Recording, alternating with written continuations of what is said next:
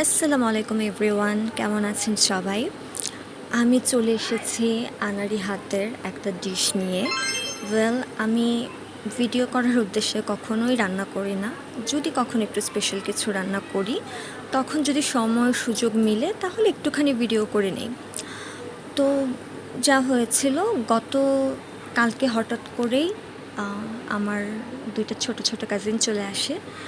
তো ওদেরকে কি খেতে দেওয়া যায়, আগের রান্না করা চিকেন ছিল এবং ফ্রিজে কিছু বিফ ছিল। তো ভাবলাম যে যেহেতু চিকেন কারি আছে, সঙ্গে বিফ দিয়ে কিছু একটা করে নিই। আর ওরা যেহেতু ছোটো মানুষ, খুব বেশি বড় না, ওরা স্কুলেই পড়ে। তো ভাত থেকে ভালো হয় অন্য কিছু করে ওদের খাওয়ালে। ভাবলাম যেহেতু সলিড মিট আছে এবং বাসায় স্কিওয়ারও আছে, তাহলে বরং একটু দেশি স্টাইলে শাসলিক করে নেই। তো যেই ভাবা সেই কাজ। কিন্তু ঘটনা হচ্ছে, সেদিন ওয়েদারও খারাপ ছিল। মানে আমি যখন ভয়েস ওভারটা দিচ্ছি, আমি তার আগের দিনের কথা বলছি।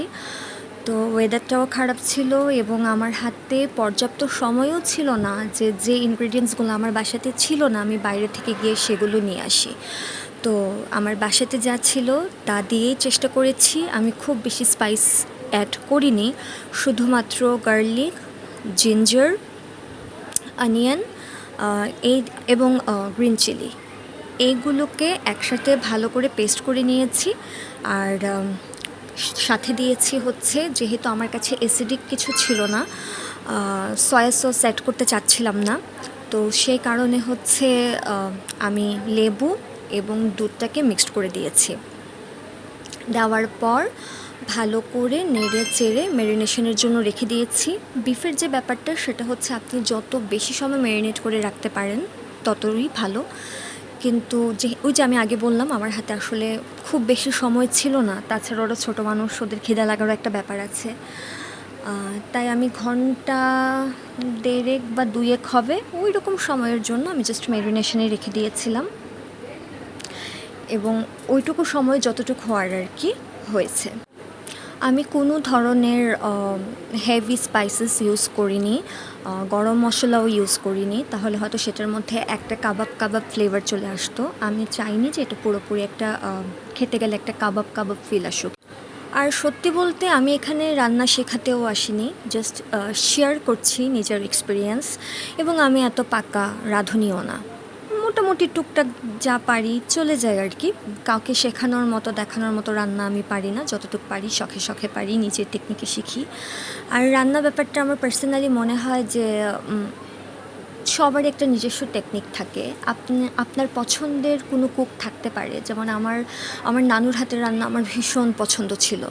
তো আমি অনেকবার চেষ্টা করেছি, কিছু স্পেশাল রেসিপি আছে নানুর, সেই রেসিপিগুলো আমি নানুর মতো করে রান্না করতে, নানুর হাতের স্বাদ নিয়ে আসতে। কিন্তু না, অনেক চেষ্টা করেও ওই যে নানুর হাতের যে একটা স্বাদ, সেই স্বাদটা আমি খাবারে নিয়ে আসতে পারিনি। এমনকি এমনও হয়েছে যে আমার নানু আমার কাছে দাঁড়িয়ে থেকে দেখিয়ে দিয়েছেন যে কীভাবে রান্না করতে হয়, কিন্তু তারপরেও ওই স্বাদটা আসেনি। সেম আম্মুর ক্ষেত্রে, আমার আম্মু অনেক ভালো রান্না করেন। আমি আমার আম্মুরও অনেক রেসিপি ট্রাই করেছি নিজের, মানে আম্মুর যেভাবে দেখিয়ে দিচ্ছে সেভাবে করতে, কিন্তু হয়নি আসলে।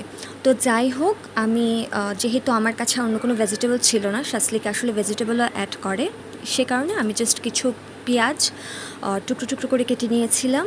নিয়ে স্কিওয়ারের মধ্যে শুধুমাত্র মাংস আর পেঁয়াজের লেয়ার দিয়েছি, আর কিছু লেয়ার আমি দিতে পারিনি। ওয়েদার খারাপ থাকায়, ইচ্ছা থাকা সত্ত্বেও বাজার থেকে কিছু আনা সম্ভব ছিল না।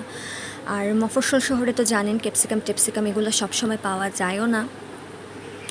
তো স্কিওয়ারে মাংসগুলো গেঁথে নিয়ে আমি একটা প্যান বসিয়ে দিলাম চুলায়, এবং খুব অল্প পরিমাণ তেল আমি দিয়েছি।